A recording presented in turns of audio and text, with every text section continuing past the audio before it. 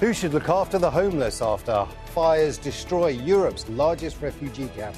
Thousands on the Greek island of Lesbos have nowhere to go. Islanders want the refugees gone forever. Will the disaster force Greece and the EU to rethink their asylum policies? This is Inside Story.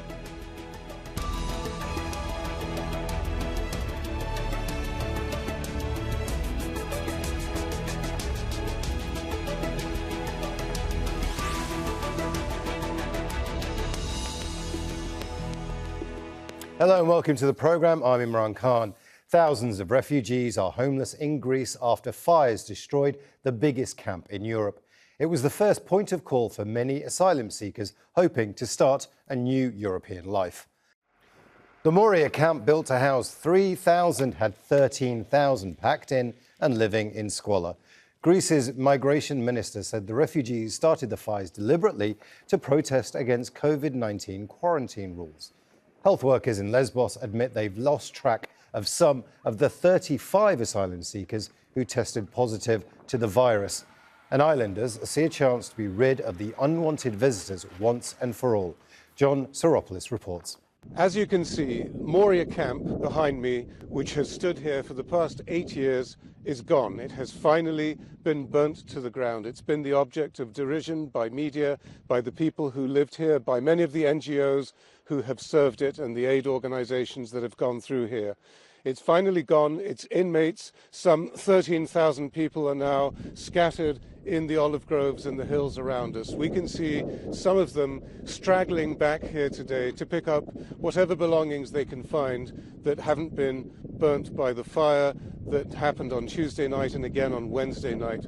But looking around me here, frankly, I see very little. I see door hinges, I see bolts, I see a few pots and pans, just metal pieces, the nails of houses lying on the floor, having fallen down from the roofs and the wooden walls that they held together.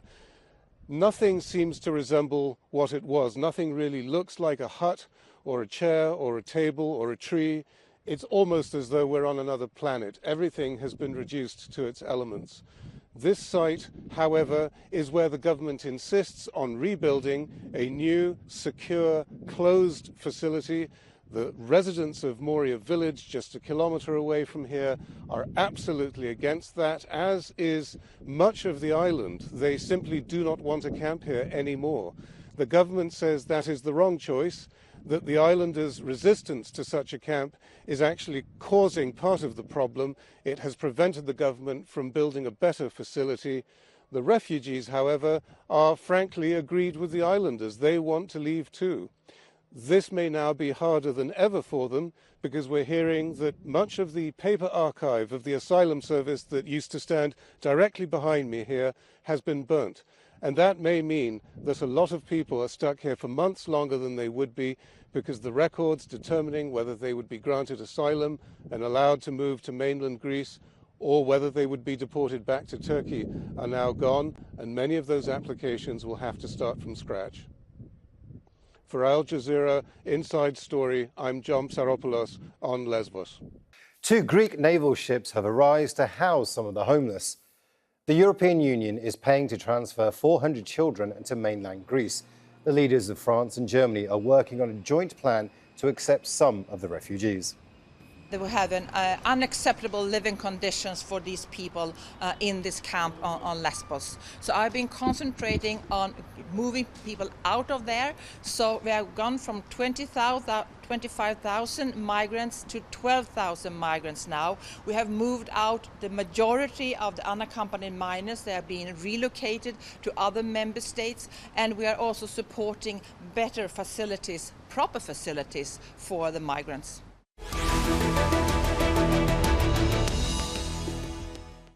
Let's meet our guests in Lesbos. Philippa Kempson, co-founder of the Hope Project, an aid organisation for refugees run by volunteers who are also asylum seekers. In Belgium's capital, Brussels, Damian Boeselager, member of the European Parliament and co-founder of Volt Europa. And in Thessaloniki, in northern Greece, Rory O'Keefe, who runs a humanitarian analysis service. A warm welcome to you all. I want to begin in Lesbos with Philippa Kempson. The pictures that we've been seeing coming out of Lesbos, incredibly harrowing. That camp has been completely destroyed. Now, just bring us up to date. It was 3,000 people that were supposed to be housed there, but eventually it became 13,000? Yeah, originally it was built for actually 750. When it was started in 2012, the capacity was 750. It was expanded late 2015 to accommodate 3,000 people. And in January this year, we actually had 20,000 people through the winter living in such horrific conditions. The numbers have dropped over the last months as people have been relocated to Athens. But yeah, 13,000 people were currently living in there when it caught fire. And that's 13,000 people that no longer have a home, not that they had one before, they were living in a camp. That's 13,000 people that are going to be a problem, right? Well, it's become a problem. I mean, at the moment, they're living on the streets. They fled with what little they could gather, depending on how close they were to the fire. It's day 2 now. We've just been told that the army is trying to distribute food rations, but up until a couple of hours ago, nothing had been distributed. We've been restricted access to getting to the refugees. They've cordoned off 6 kilometers either side of the camp. There's very few people getting through. We actually have warehouses in the area where the people are sleeping on the road at the moment, but we're unable to get through the police checkpoints to get the supplies to those in need. But Philippa, when you're speaking to the people that you work with, some of whom are actually asylum seekers on Lesbos, they've lost their homes. I mean, what are you hearing from the people that were in that camp? I mean, they're devastated. The children, there is a massive amount of children in that camp. The children are really afraid. You can imagine having fled war, terror, and so many other things, that suddenly to have what little you have left burned down and have to flee again into the night to an unknown future again. The trauma is just huge. Rory O'Keefe in Thessaloniki, yours and organisations like yours have been warning that something like this could happen. And now here we are, it has happened. I mean, there's no way Greece is ready to cope with something like this, or is it? It depends what you mean. This incident should never really have happened. In fact, actually, the most surprising thing is that it hadn't happened previously. We've already talked about how almost unbelievably above its safe capacity Moria was. It is possible for Greece to find places on the mainland for the people who have had their shelters and their possessions burnt. However, what we have seen previously is that when people have been moved from the islands, they've been moved to refugee camps on the mainland. Those refugee camps are currently at their full capacity and in some cases over their full capacity. If we are going to talk about people being moved to the Greek mainland, those people need to be moved not to refugee camps, but to buildings. My preference, and I think the most sensible thing that could possibly happen here, is that in actual fact the 27 other states of the European Union can step forward and offer these 13,000 people places to stay within their countries. Well, let's talk about the European Union. We have Damian Boeselager, who's in Brussels. It's been very quiet. The EU hasn't really had anything major to say for the last couple of years when it comes to this particular refugee camp, but refugees generally. I think it's important to understand how the EU is built in a way, because the Commission actually proposed a new pact or like a new idea of how migration and the asylum system could look like. And in the Parliament in the last term, they also agreed on general lines of what could happen.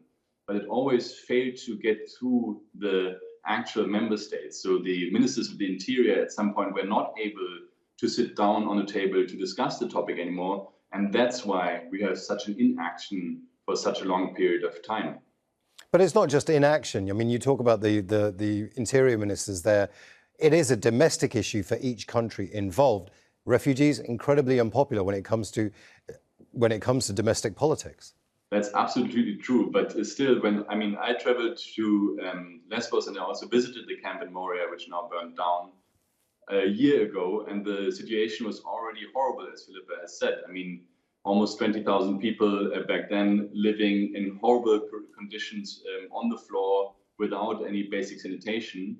And then I thought something has to happen. And afterwards, I mean, the coronavirus came and we all thought, okay, now they're going to evacuate these camps because this is really too much. The danger of these people, 1,000 people queuing at the same water supply, everyone queuing 2 times a day for food. This is not going to be sustainable in a time when isolation should be possible. But nothing happened again. And now we see that the camp burns down or burned down, and we are unsure how governments will react. And if this is now finally enough so that you can overcome these national issues, that you overcome the interior policy kind of question and actually, take up responsibility as a government. Philippa Kempson, a lot of the islanders are suggesting that actually this is a good thing that will get rid of the refugees from the island. And actually what needs to be done is this is somebody else's problem. Let's just get rid of them. How much of a hindrance is that to any rescue efforts, any efforts to rehouse these people, in fact? It's a huge hindrance. I mean, the only suggestions they've come up with so far to rehome these people is they've brought a ferry in from Blue Star Lines, which can house 1,000 people. They're trying to put tents on disused army sites, which are basically just fields again, with no infrastructure and no support. And at the same time, all the roads are blockaded either by local people who are angry or by the police. So those of us who have the aid to give and can try and alleviate this problem are once again thwarted from getting to help. And these people, how long do you go on the side of a road before you, with a hungry family, before you start trying to find food elsewhere? And there's local businesses there. It's not okay. They've come up with no sensible solution for this. And this is 5 years of this camp being over capacity. This is 5 years of people dying in the camp and nothing being done. And I don't know how the fire started, whether it's angry locals, whether it's angry refugees, because they've been locked up in quarantine basically since March. And now the quarantine has just increased because they have cases in the camp. But now you have 13,000 people with at least 35 of them testing positive for COVID on the street, and there is no solution. The mayor of the island, of course, called for civil action to stop these people being rehomed on the island. They've blockaded the road to stop the people being moved to the boat, the ferry that is supposed to house them. What is the solution? Moria should never have existed. Under EU humanitarian rules, under the United Nations Geneva Convention, this should never have been allowed to happen. And everyone involved has been warning about this for 5 years. It wasn't a case of if it would happen, it was a case of when it would happen. And nothing is being done. I mean, it's taken until this afternoon to mobilize the army to try and get food to these people. But it's just utterly ridiculous. Damian Boeselager, our guest in Lesbos, is saying that this camp should never have been in existence. In fact, actually, it's illegal according to EU law actually itself. Yet it exists. There's a real politic here that we need to face. There are 13,000 people who are now homeless, and they're in Lesbos, and they're angering the local residents there who feel that they put up with them for long enough. There is potential here for clashes. There's potential here for a lot more problems than we're foreseeing right now. I'm normally quite proud to be a European parliamentarian, but when I look at this situation, also when I saw the people on the ground and they asked me, what does Europe do to help us? What does the EU do to help us? I felt deeply ashamed to be a representative of this union. And as you said, Philippa, as you said, when it's like absolutely unfathomable how we lived with this policy of deterrence, of suffering, of death, of not granting people the basic rights that they were supposed to receive on European soil. and how this could have been such a systematic approach until now. But what's even more shocking for me is that now we are talking about rebuilding the tents on the still warm ashes, of like basically repeating the same mistake once more, of not improving at all. And when I look at the medium-term perspective, very soon the European Commission will propose their new plan, how to get to the basically the next level of a European asylum system. And when I read the first ideas of what's potentially going to be in there, it's again border procedures, detention camps, and the same kind of mistake over and over again, which will lead to similar form of systematized suffering. So that's the issue that we really have to address, and where we have to say no more camps like Moria. Rory, it was only a couple of weeks ago that we were talking about the refugee crisis in Greece. We were talking about how certain Greek islands were forcing people back on to the sea. There is a hardening, certainly in Greece, which is a frontline state, of its attitudes towards its refugees. Is this a hardening that's coming from the Greek government? It says, let's just make it so completely difficult for people to come here in the hope that they don't come to Greece. There is certainly a feeling among refugees in the camps in Greece that this has been a deliberate policy, that you make conditions as hard as possible for people, and this will discourage people from coming. I think it's been a combination of failure and deliberate policy. I think it's come from the Greek government and the European Union. As has already been mentioned, these island camps, and it's not just Moria. On Samos, there is Vathi camp, where there are 604, well, the safe capacity is 648, and there are more than 4,700 people in that camp as we speak. These camps should not have existed. The conditions in them are at the absolute base level possible. I don't want to come out and state for certain that the Greek government has definitely done this in order to discourage people from coming, but I would say that Nea Demokratia in particular, since 2015, have been speaking openly about threats to Greek people, threats to Greek livelihoods, threats to Greek ways of life, and threats to Greek lives coming from refugees. As you say, we spoke about pushbacks, and certainly efforts have been made to discourage people from coming, which once again, unfortunately, does go against laws to which the Greek government and every EU member state are signatory. Damian, Boeselager, you've spoken to interior ministers, you've spoken to representatives of various different countries when it comes to the refugee crisis. Are you noticing a hardening of attitudes? Look, it's just not our problem anymore, it's somebody else's. When crises like this one yesterday happen, I mean, I can still see a glimpse of remorse and like the feeling that something needs to be done, even when I talk to the interior ministers of the ministries of the different countries.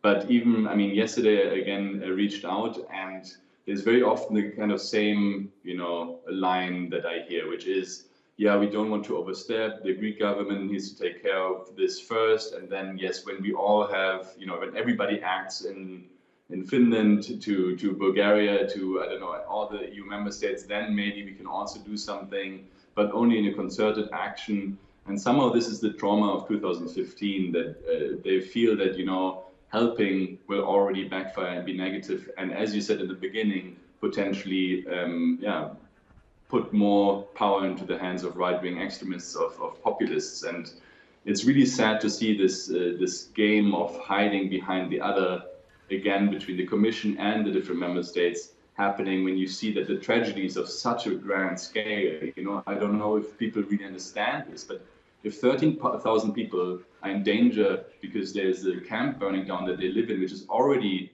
below any humanitarian standards that you could imagine, and are now on the streets and need to be somehow helped, and this is on European soil, it's not somewhere else. It's actually, I took the plane to go to Lesbos. It's 5 hours, 6 hours from Brussels to get there. So it's not, crazy far away.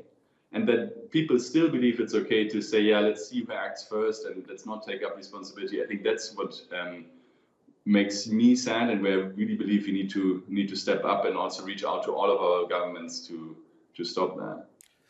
Philippa, you've spoken very eloquently about the humanitarian side of this crisis, and certainly you've brought it to life for us. But there is another side to this as well. There is the administrative side to this as well. A lot of the documents needed by the refugees have disappeared in this fire. They've been burnt in this fire. There's a lot of problems now with, people's cases who may, is it the case that, anything that any paperwork they may have had that might have helped them to be rehoused has now just disappeared and they've got to start from the beginning again? It's quite possible. For sure, the office of the asylum agency was completely destroyed. There's documents all over the floor. It's been filmed by the local media, but also people's personal documents that they had with them. If you don't have any documents proving where you're from or the reason for your asylum, so people have spent months and months, sometimes years, getting their case together, and they could have just lost everything. It's crazy. I don't know how much of the asylum agency in Moria was computerized and off-site, but I believe a large amount of everything is on paper because it's Greece, and that's kind of how we work here. Rory O'Keefe. Rory O'Keefe, it is paperwork that these people bring. I remember in Iraq witnessing people cross over the border into Syria holding plastic bags of documents. It is paper that and the people bring with them. This is going to be a problem, isn't it, moving forward, to actually try and get these people not just rehoused, but perhaps into another refugee camp? I'm not sure it should be a problem for them to get into another refugee camp, although once again, I would stress that Greece at the moment, the situation with its mainland camps is slightly better than the situation with its island camps, but genuinely most of those camps are at or beyond capacity as well. This is why I would state again, European Union member states really do need to step up here and do something. In terms of what you say about documents, yes, absolutely, that's true. It does cause a problem. It causes a challenge, let's say. We are in a position already in Greece where new arrivals are being told that it will take 5 years to process their application. Now, for these people who have been here, in some cases 2 to 3 years, to be told that they need to start again is fundamentally unacceptable. As Philippa says, it is possible that some of the documents have been computerized. I very much hope that that is the case. We don't know. But there must be a way found for these 13,000 people in particular not to have to start again from scratch. It must be clear that these people have had their shelters burnt to the ground and many of their possessions, almost all of their possessions, including their documents, burnt. It seems, I will be honest with you, it seems a cruel and unusual punishment for a crime that hasn't been committed. Damian Boeselager, this is partly to do with the European Union when it comes to documentation, when it comes to getting people rehoused, permanently rehoused and given a new life. But here we are, you've got political pressures, you've got pressures from local governments, and you've also got an EU that seems to be ineffective. We have talked about this before, but I just want you to make the point clearly. Is there a mechanism, potential mechanism, to help these 13,000 people and others like them if this arises again, or is there just simply not? I would separate the immediate help from the a bit more long-term perspective. And in the immediate help, obviously, when there's political will, we can do things, be it putting up a cruise ship that will shelter the people for at least a shorter period of time, or even better, relocate people as soon as possible from where they currently are to other member states, so that basically they're not stuck on an island, but that they can go through due process without having to wait 5 years for their asylum decision. That's the first thing that we have to do. That's a very humane and simple thing, which is helping people, giving them shelter, giving them food and healthcare. Very simple. The second part is, what do we learn from this? How can we make sure that this never happens again, that we don't institutionalize camps? And that's where it's so important that we now stand up in the discussions between the different institutions on the European level, but especially also in all the different countries of Europe, and say, okay, we want a system that is not built on suffering, not built on the idea of, making it horrible for people on the borders to somehow deter people who want to come, but that we actually have a functioning system. And that can include returns, but it has to for sure include a due process where people, while they go through the process, are not suffering like people are now, not only in Moria, but also on the other camps, as the others have mentioned. I do want to thank all our guests, Philippa Kempson, Damian, Boeselager and Rory O'Keefe. And thank you too for watching. You can see the programme again anytime by visiting our website, aljazeera.com. And for further discussion, go to our Facebook page. That's facebook.com/AJ Inside Story. And you can also join the conversation on Twitter. We are at AJ Inside Story. From me, Imran Khan, and the whole team here, bye for now.